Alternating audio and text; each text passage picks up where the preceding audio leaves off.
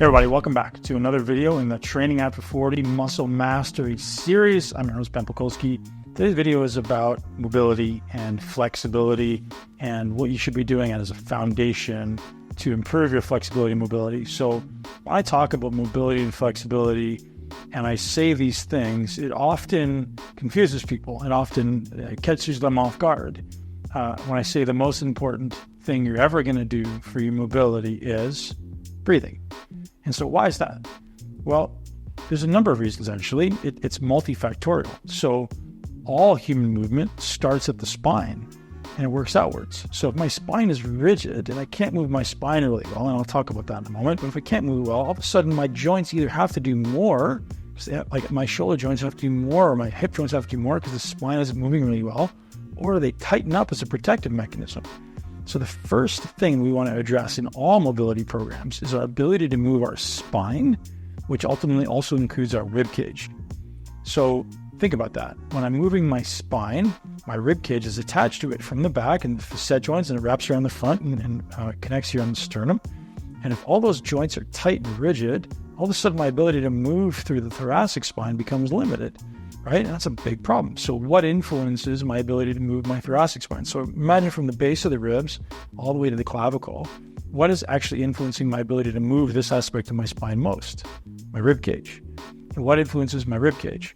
The muscles between the rib cage, which is called the intercostals. And what influences the intercostals? The diaphragm. What influences the diaphragm? My breathing, how deep and or shallow I breathe.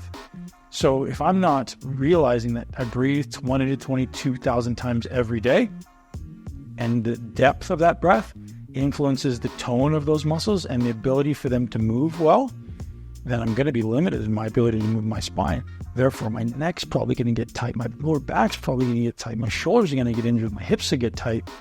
Oh, interesting. So the single most important thing we should all be doing every day is breath work. Now, if you're already doing enough aerobic work, you're doing high intensity training, which causes you to breathe really heavy, then chances are you're probably doing enough to keep those muscles of your intercostals, of your thorax, functioning well. They're expanding, they're contracting. They're expanding, they're contracting. And when they're done contracting, they're calm, they're relaxed. When muscles don't work as much or as often or as well, they become tight because they're trying to hold you together. So how do we relax that? Breathing. By learning to breathe slowly, our brain tells our nervous system that we can relax. And the muscles of our entire body start to relax. So the most important thing you can do to change your breathing, to change your mobility, is breathing. So if you're taking a yoga class, what if yoga class was nothing about the mobility? What if yoga class is a breathwork practice or a moving meditation where you're completely calm, you're completely relaxed, but you're ultimately maintaining that breath as you move yourself into uncomfortable positions. So I put you in an uncomfortable position. What does your brain want to do? I want to tighten up because it feels super rigid. I'm afraid I'm going to hurt myself. Relax. So no matter when you're training, no matter when you're doing mobility work, train yourself to relax. Train your breath to be calm. The muscles of your intercostals, the muscles of your diaphragm, relax. A good cue to remember is I want my diaphragm, when I'm fully exhaled, to come all the way up here under the rib cage and just relax. So I want you to feel the tension in that rib cage and go.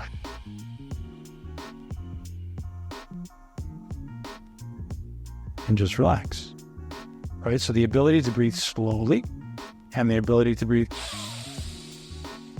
fast and deep, both imperative human functions for optimal performance of the mind, the body, and the nervous system. If you enjoy the video,